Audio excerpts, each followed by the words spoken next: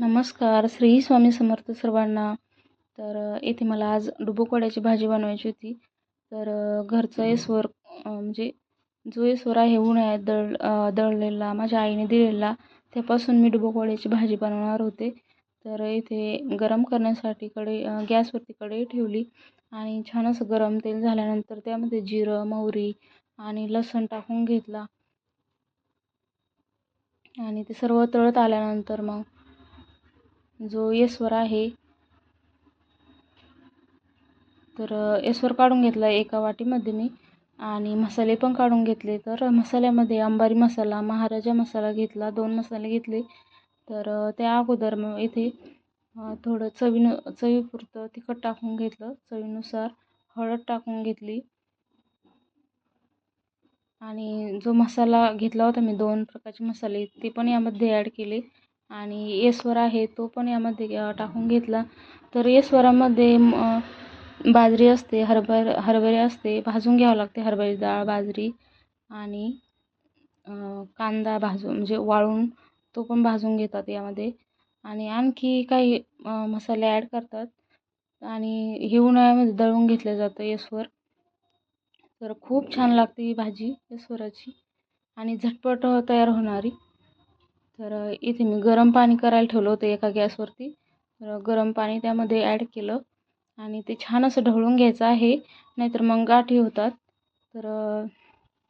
आपण येस्वर टाकल्यानंतर पाणी टाकल्यानंतर थोडा वेळ 5 मिनटं त्याला ढवळून घ्यायचं आहे आणि त्यामध्ये चवीनुसार मीठ पण टाकलं मी आणि छान असे उकळी येऊ द्यायची आहे त्याला. आणि आपल्याला जेवढं पाणी लागतं म्हणजे बेसनाचे जे आपण चापट त्याला डुबुकवडे म्हणतात, बेसनाची अशी चापट हे करून त्यामध्ये सोडायचं आहे. थोडं शिल्लकच पाणी टाकायचं आहे कारण त्याला शिजायला लागतं.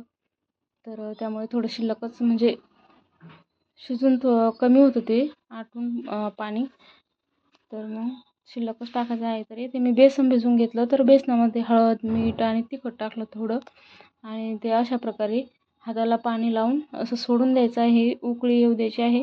उकळी आल्यानंतर मग त्यामध्ये बेसनाची अशी चापट हे करून सोडून घ्यायचं आहे.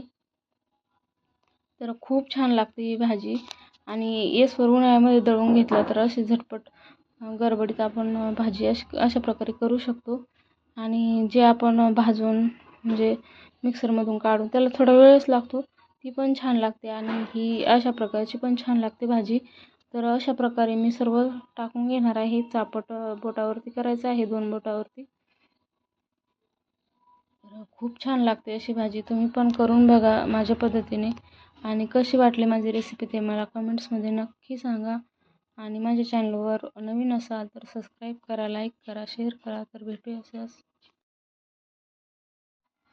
येथे माझे बेसनाचे चापट डुबुकवडे टाकून झाले होते भाजीमध्ये आणि त्यानंतर बारीक चिरून ताजा कोथिंबीर टाकून घेतला यामध्ये आणि चमच्याच्या साहाय्याने छान असं मिक्स करून घेतलं आणि 5-10 मिनटं त्या झाकण ठेवून असं शिजू द्यायचं आहे. इथे बघू शकता तुम्ही खूप छान भाजी तयार झाली होती डुबुकवड्याची.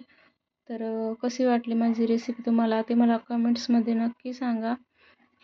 आणि कांदा आणि लिंबू सोबत खूप छान लागते ही भाजी आणि ज्वारीची भाकर असली तर अप्रतिम लागते. भेटूया अशाच नवीन व्हिडिओमध्ये. त्यानंतर मग मी जे ब्लाऊज शिवलं होतं 1-2 दिवसाच्या अगोदर, जी ब्लाऊज कटिंग दाखवली तुम्हाला, हे गोपीबाई ब्लाऊज आहे, प्रिन्सेस कट गोपीबाई ब्लाऊज. खूप छान ब्लाऊज बसलं होतं. हे ब्लाऊज माझंच होतं प्रिन्सेस कटचं. पहिल्यांदाच मी हे असं ब्लाऊज शिवलेलं होतं आणि मागून गोल गळा आहे. गोट आहे नुसता, मला लेस काही आवडत नाही गळ्याला, मी असा साधाच गळा गोट लावून शिवलेला होता. खूप छान ब्लाऊज बसलेलं होतं.